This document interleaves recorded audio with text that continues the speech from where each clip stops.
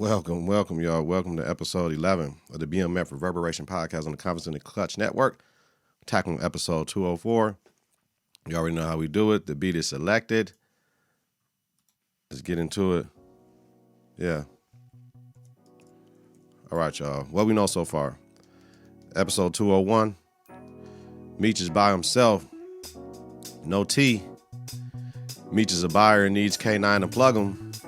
T is trying to do the right thing. LaWanda and T Jr. return. Lucille and Charles have marital issues.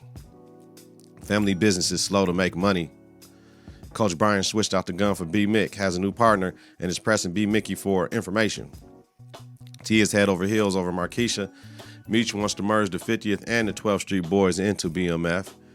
K9 kills Big L and gives Meech her lips and 20 kilos. Whoa. B. Mickey is walking that tightrope. Maddie had to kill Kato and wants to stay out of jail for the two bodies. T finds out Lucille pushed LaWanda to leave him to force T out of the game. Lamar is alive. Episode 202. Meech is getting groomed by K9. BMF is setting up in Cleveland. T is struggling with Charles with how to run the family business and who runs it. Lucille opens up a credit card and Charles is pissed. They have an honest conversation. T gets to business. More clients and stirs up trouble with another car service. Touch a class. Charles hires another driver, D. Meech sets up with Cuzzo James in Cleveland and gives a player deal to Rail, who crosses Meech. Meech pays Rail back by helping moms with groceries and upping the strap on them in their house. Yeah. B. Mickey got help from Brian with moving his mother to a better rehab facility, hospital situation, and B gives up his stash spot. He's officially a snitch now. Lamar kills a cop and escapes the hospital with his cousin Alvin. Maybe he didn't kill that cop. Maybe he just wounded him. Looked like he killed him, no. Episode 203. Meech has a baby with Mo. We did not know that. Meech's cousin James said they got jacked, but he took the money. The D is headed for a drought. T and Nikki get into an accident. Touch of class damaged the tires. B. Mick gave up a rival crew, not BMF, to Brian. K9 wants Meech to bring him Travis alive. Lucille brings Pastor Swift into their bedroom. Charles doesn't like it at all. Meech is starting to see the effects of crack on his people, which is an addiction, like the same addiction he has to get money by selling the crack. Markeisha keeps giving T game. D fights back. Touch a class with T. Put sugar in their car tanks and ruin Teek's brake line. Brian showed B. Mick the ultrasound picture of Kato at a makeshift mobile morgue.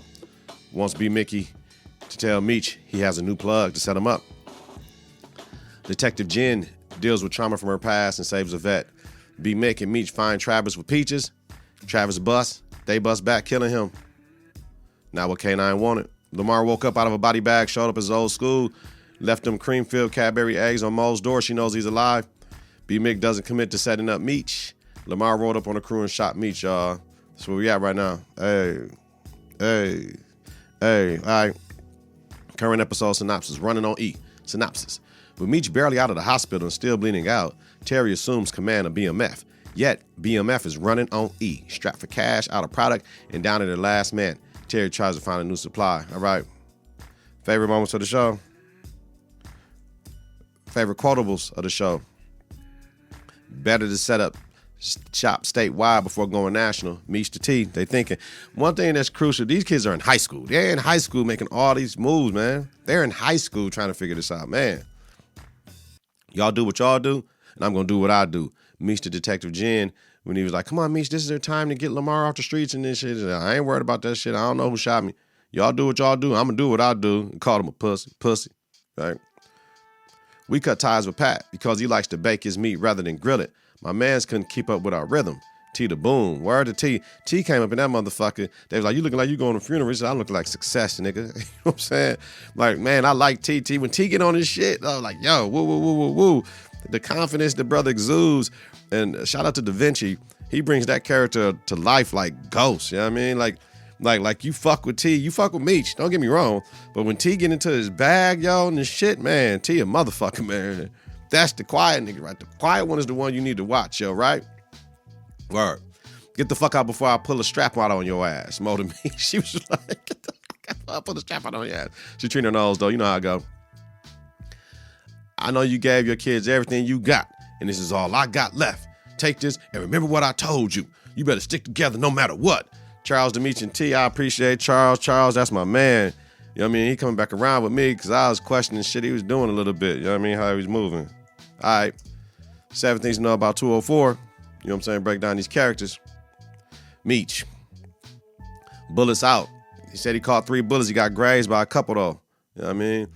He was in bed with a Uzi. He woke up like, oh, shit. It was on his hand. Like, shit, what's this in the bed? He had a Uzi. And then T came in like, yeah, I had to make sure you were straight before I got back. You know what I'm saying?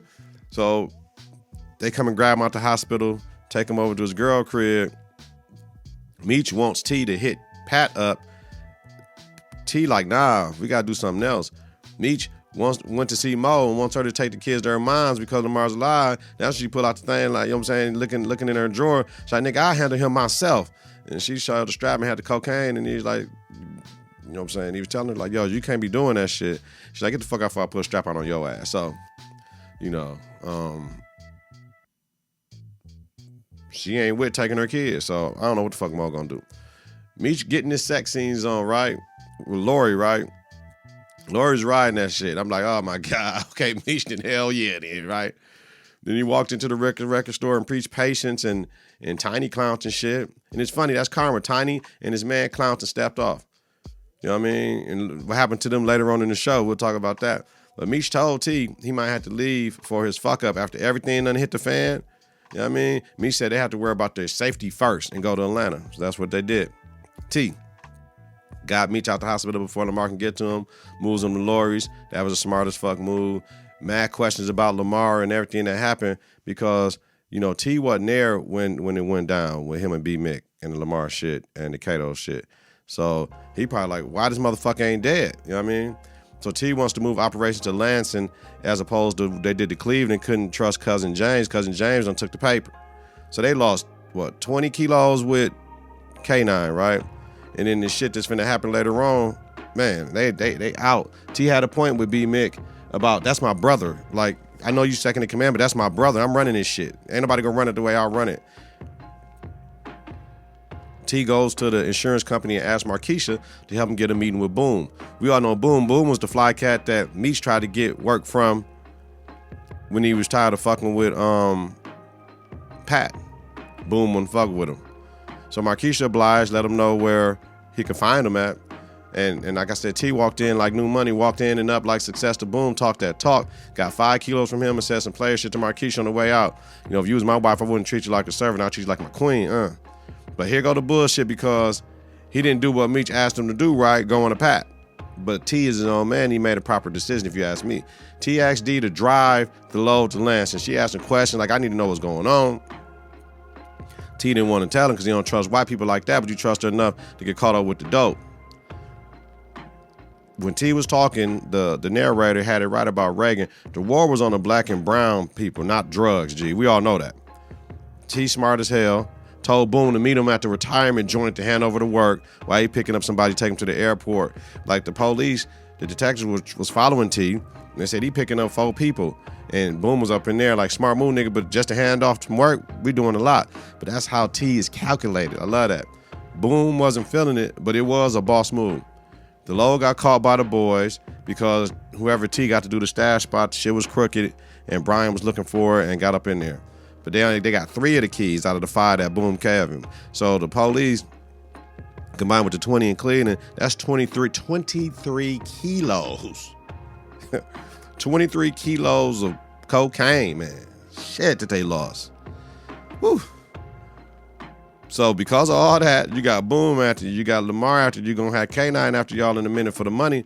They had to get the fuck up out of there. They went to see Markeisha. He went to see Markeisha before he left. And she gave him some in the back room. Like, man, ooh, no matter what you do for your lady, if you ain't treating her right or she feeling another cat, she gonna give it up. No matter who you are. From me to Bill Gates to somebody that's poor and broke on the streets. You know what I mean? You know, and T was right in the final scene when they was rolling over the bridge to get on the highway, get out and live to fight another day. Word up. Yeah, though. K9 wasn't in this episode, but Boom is going to be an important person because now you sleeping with Boom's wife, right? You sleeping with Boom's wife. right? And you got 3 kilos taken from him, right? And then y'all run. You know what I mean? Like, shit. They gonna have issues with Boom because Boom didn't want to do it. Moving on, Lucille and Charles. Lucille was right checking those hypocrites. And I'm like, hell yeah, check they motherfucking ass. Oh, y'all did this and y'all daughter did this, but y'all gonna hold my son accountable and all that shit. And Charles OC for talking about his son, but he has you know what I'm saying? He's trying to raise them the right way and they just settling off doing other things. He was OC for that, but I understand. I would never do that, say that to nobody. I would tell them that. I wouldn't tell that shit to nobody outside of our house, though. I would tell them that, like, yo, son, yeah, motherfuckers didn't want to pray for y'all, but the shit y'all doing, man, it's hard for me to pray for y'all with that shit. So Lucille went back in and got his ass. He was talking to Sister Riley. She touched, you're a good man, Charles. Y'all know what it is, that power in church, that pastor, the musician, the deacon, the bishop, whoever they are. A lot of women want that man. It don't matter if they're married or not. That temptation comes through. Charles is pissed at T, as he should, for getting Denise caught up, because she called like, I need to talk to Terry. Terry, they found what was in the car. What's happening, man? Woo, woo. He like, just chill, don't say shit. So he grabbed T up, grabbed him behind, and had his forearm in his neck and didn't have him against the wall. Nigga, hold up. Like, man, what are you talking? Grabbed his ass up so tough. You know, and, you know, so now they spiraling out of control, and the boys come to say bye. I mean, they running through this motherfucker, trying to get up out the crib. And Charles, a real ass dad, like, hold the fuck up, everybody. Nigga went to the stash, nobody know what it was, came back from the other way, like, yo, gave the boys this last and told them to take care of each other. I love Charles for that. You know what I mean? That's a real father right there. No matter what the fuck is going on, I'm gonna take care of my kids. I'm gonna love my kids, man. I love that. All right, Detective Brian, Detective Jen. Jen has Lamar and Meech at the station. I must say, Detective Jen is easy on the eyes. The more you look at her, and she be making them faces, them sexy faces. Yeah. Detective Jen is easy on the eyes, man. I like her character, her attitude and shit. Yeah, I like her. I like her persona. All right. So she had them meet at the station, had Lamar locked up and shit with the handcuff on the table. They talking that shit, Batman, Joker shit. I mean, Meech was like, pussy. Like, man, you on the graze me, nigga. Like, whoever shot me got to be pissing on the seat. I only got grazed. Like, oh, man. So Jen told the first one that yaps about who shot them gets to walk. Police gangs, they ain't with that shit, though. You know what I'm saying? And they was on T in the car service watching, seeing what's going on. See B. Mick roll up, see them niggas leave at the night. You know what I'm saying? Follow him to the retirement home. Like, let's go to the bar. Then they go at the nighttime and see D pull out. And that's when they like, hold up, why is she leaving this late? And Brian knows he's making the move. The how is the question, police games. So they found a dope in D's car. Everything is fucked up now. She was sitting there behind the counter like, man, fuck, man. Oh, shit. What am I going to, man? But I like D. I don't think D gonna snitch, though. I don't think D gonna say shit. She just gonna take it. B. Mickey. Ain't Phil T coming in making decisions for BMF when he's number 2 in control when they was at Lori's crib. Went to the shop and checked out the trash spots in the car, and he tried to do what they do, but I wanted to be Mickey set that shit up that shit was gonna get found and like fucked up the traps. I didn't think about that. I didn't think about B. Mick, and that's how he could say, yo, I fixed the traps spots that y'all can find that dope in that car if y'all was paying attention. That's what we got to look at, yo. And Lamar shows up at the hospital. Like, you know what I'm saying? He tried to kill Meech. Meech and him, you know, T put him out. The guy had the girl that he was fucking at the diner. Lamar can't get hard. You know what I'm saying? He got kicked out. Like, damn. Alvin holding him down, told Alvin he couldn't get it up. And Lamar doubts himself, and Alvin told him, go take back what's rightfully yours. So he like, fuck it, I'm finna go kill these 12th Street niggas who ran in my crib trying to kill me. Lamar killed Neto in broad daylight and dumped his colostomy bag, well, it was at nighttime, and dumped his colostomy bag on him. Man, shit. Caught Tiny in his bathroom and choked him out with the shower line. Shit, ruthless motherfucker, man, Lamar. Woo. 12th Street boys turned on him, so he had to kill him. Had to kill the 2 top motherfuckers that was left. Lamar caught up with the boys, and they was heading to the A and tried to run them off. Man, Lamar be everywhere, yo. Like, that motherfucker, boy. He's one of them ruthless characters that you like Omar from The Wire and shit, like kind of Kanan on Power. Like, Like, yo, like, on